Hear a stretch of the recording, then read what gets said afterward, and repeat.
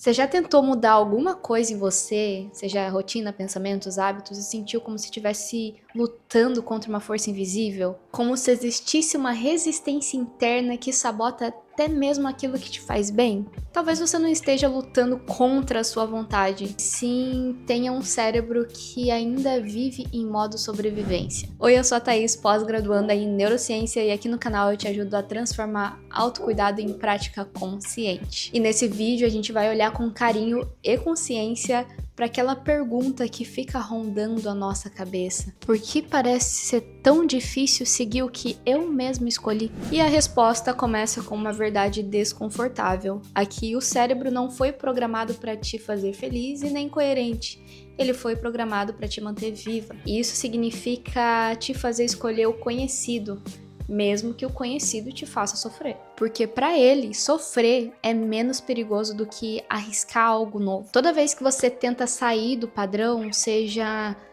dormir melhor, comer com mais presença, o seu cérebro entende isso como uma ameaça, porque é algo fora do convencional. Com isso, ele ativa mecanismos de proteção, então distrações, procrastinação, cansaço repentino, autossabotagem. E não é porque você esteja falhando, e sim porque o seu sistema nervoso está tentando te manter numa zona que ele já conhece, que ele sabe como reagir. É por isso que mesmo depois de assistir 1000 vídeos sobre mudança de hábitos, criação de rotina, você se pega nos mesmos ciclos viciosos. Começa super empolgada, desanima, para, sente culpa, e aí começa tudo de novo. E isso não significa necessariamente falta de disciplina, e sim caminhos neurais que foram reforçados durante longos anos a serem daquela forma, e eles estão resistindo a qualquer tipo de reprogramação. Mas aí que vem a parte bonita da história. O cérebro muda, você pode criar novas conexões. Ele se transforma por repetição, prática consciente, pelo ambiente, e isso é o que chamamos de neuroplasticidade, essa capacidade do seu cérebro criar novos caminhos neurais, novas conexões. Só que, como toda nova estrada, ela começa frágil, instável e precisa ser trilhada com delicadeza. É como você aprender a andar descalço num terreno novo. No começo dói, é desconfortável, você sente vontade de voltar para aquele sapato antigo super apertado que não te cabe mais. Só que se você continuar caminhando, o seu corpo vai se acostumando, você já vai sentindo uma maior resistência. E o mesmo acontece com hábitos, eles precisam de constância e gentileza, e não de uma cobrança excessiva e você tentar se botar para baixo porque não cumpriu aquela função que você queria. Então, antes de julgar a sua dificuldade como uma fraqueza, respira, calma e entenda que o seu cérebro só está tentando te proteger, ele tem um mecanismo antigo de defesa, mas que você sim pode ensinar a ele que é seguro mudar, que é seguro ter novos hábitos, novas conexões. E isso não começa com grandes metas estrondosas para você atingir.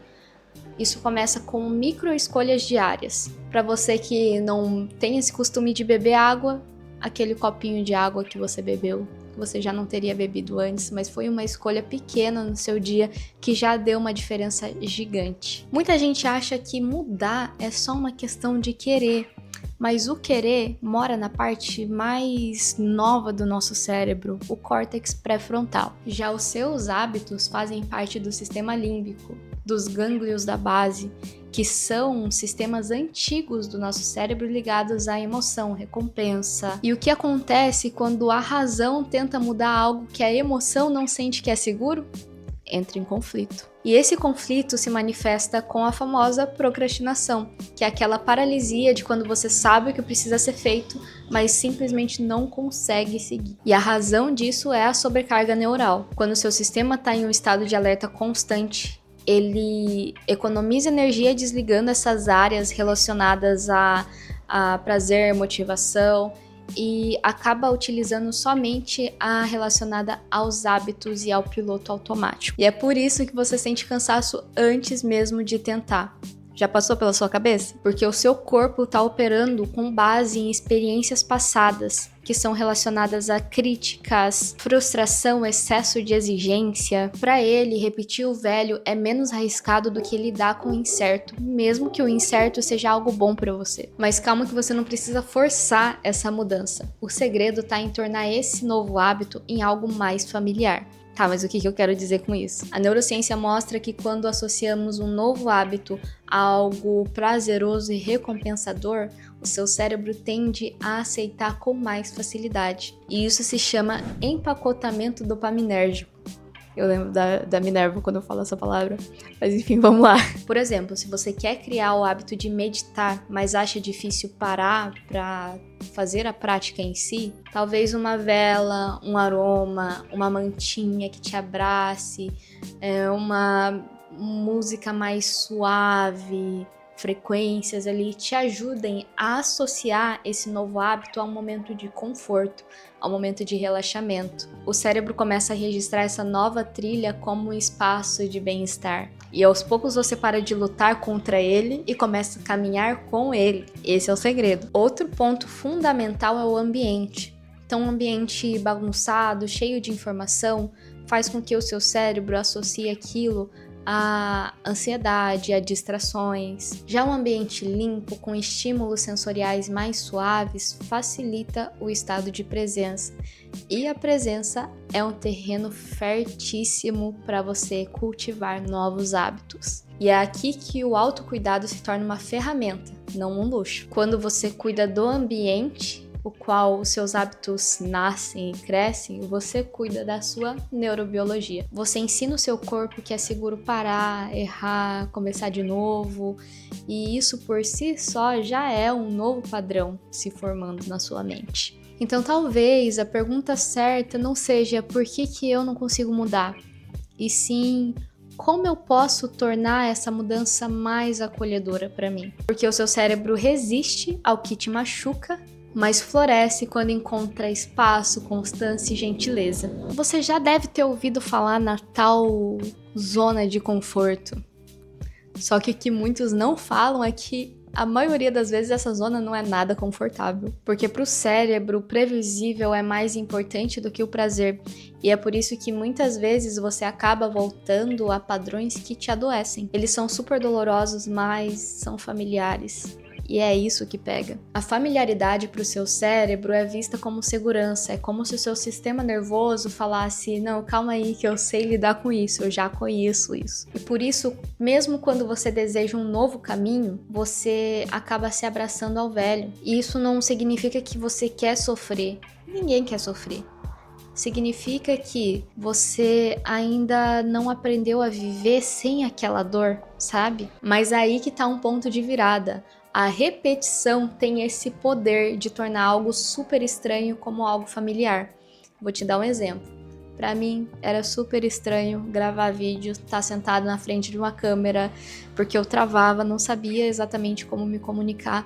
E hoje em dia se tornou algo mais familiar, então eu já preparo todo o meu ambiente de gravação e sei que aquele vai ser o momento de eu expressar a minha verdade, porque acabei associando esse momento de gravação ao momento que depois eu sei que eu vou comer uma comidinha gostosa, que eu sei que eu vou conversar com vocês de alguma forma, receber comentários legais. Então é sobre isso, quando você persiste, mesmo que aos poucos, mesmo que de forma imperfeita, você está mostrando que o novo é possível e que o novo também pode ser seguro. E é assim que a mudança começa, não na base da força, mas na base da paciência e da consistência. Um novo processo exige algo que a nossa cultura não valoriza, que é a pausa, o espaço, o silêncio, porque é entre uma ação e outra que nasce essa integração do aprendizado.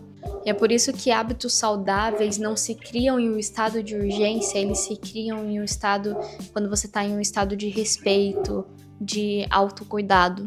Quando você se permite sentir o medo, a resistência, algo novo se abre. Você para de lutar contra si e percebe que o seu corpo não está te sabotando. Ele só quer que você esteja segura. Ele só está tentando proteger a sua história. mas você pode mostrar que agora é o momento de escrever uma nova história. E essa nova história começa quando você para de tratar a mudança como imposição e começa a tratá-la como reconciliação. Uma reconciliação entre quem você foi e quem você está se tornando, entre o automático e o consciente, entre o controle e a entrega. E é nessa travessia que cada pequeno passo importa. Uma escolha alimentada com gentileza tem um poder muito mais transformador do que 1000 planos imperfeitos. Porque o cérebro aprende pelo afeto e só floresce aonde tem segurança. A mudança real não nasce da rigidez, ela nasce do cuidado. Sabe quando você tenta mudar e logo vem aquela vozinha na sua cabeça dizendo que isso não vai durar? Essa voz não é você. Ela é o eco de antigos circuitos neurais reforçados pelos fracassos anteriores. E o seu cérebro usa essas memórias antigas como uma forma de prever o futuro. Não significa que é o que vai acontecer. Porque só porque algo foi assim antes, não significa que vai ser assim sempre. E é isso que a gente precisa amadurecer na nossa cabecinha. A cada tentativa de agir diferente, você vai atualizando esse sistema. Então não importa se você ainda escorrega, se você ainda desliza, o importante é que você continua caminhando. E isso só prova que o seu cérebro é moldável, vivo. E isso por si só já é a prova de que o seu cérebro é plástico, moldável, vivo. Ele só precisa de instruções mais gentis, como já havia dito nesse vídeo, de associar um hábito novo a algo que seja mais familiar. Uma estratégia poderosíssima da neurociência comportamental é o que chamamos de gatilhos do hábito. Eles são sinais num ambiente, numa rotina que disparam um comportamento. Então, ao invés de você lutar contra os gatilhos antigos, você pode se estimular a criar novos gatilhos que sejam positivos. Então, por exemplo, uma música animada para começar amanhã, uma xícara de chá para você iniciar um momento de descanso ou até mesmo um momento de meditação. Esses pequenos rituais que são mais familiares, que já geram dopamina, serotonina em você, comunicam o seu cérebro de que aqui é um ambiente seguro. Eles funcionam como âncoras emocionais, sinalizando que você está no controle, que você não está agindo no piloto automático. E isso aos poucos fortalece o seu novo padrão. E o principal ponto de atenção é que novos hábitos não nascem de metas grandiosas e sim de microvitórias diárias. Eu gosto de tocar nesse ponto do micro hábitos, micro escolhas, enfim, tudo que você faz de pequeno com constância. São 5 minutos de movimento consciente, 3 respirações profundas antes de agir. A ciência chama isso de acúmulo marginal, que são pequenas ações repetidas com consistência que levam a grandes transformações. E aqui que vem um ingrediente essencial, aquela pitadinha aí que você tá precisando no seu dia a dia, que é a compaixão, a autocompaixão. Porque as mudanças duradouras não nascem da culpa, elas nascem de um movimento de autocuidado. O cérebro aprende muito melhor quando se sente seguro, ao invés de se sentir pressionado. A cobrança paralisa e a gentileza ativa o aprendizado. Quando você começa a se tratar como um organismo em transição e não como uma máquina, algo se alinha dentro de você. E a neurociência comprova, o corpo responde muito melhor ao que é aceito do que ao que é forçado. Você não precisa ser rígida para ser constante, você precisa ser honesta. Quando você olha para sua trajetória com mais ternura, percebe que nem toda a estagnação foi por falta de esforço, mas sim, algumas vezes, por proteção mesmo, por proteção do seu corpo. Um corpo tentando não quebrar, uma mente tentando não colapsar, e só isso já merece o maior dos reconhecimentos. Você sobreviveu a dias difíceis mesmo sem um plano claro, e agora que tomou a decisão e tá querendo florescer, você pode fazer isso no seu ritmo, no seu tempo. Isso não é uma competição.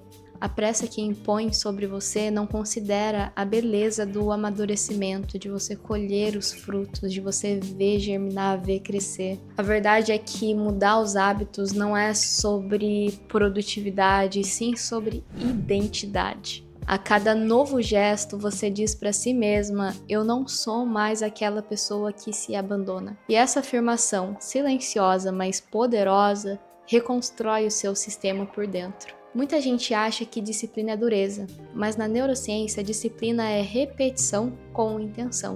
É você repetir aquilo até que algo se torne natural. E isso não exige que você seja perfeita. Então, quando chegar aquele momento que eu também tive muito recentemente, de você sentir que está retrocedendo, lembra que não existe volta total quando você já expandiu a consciência.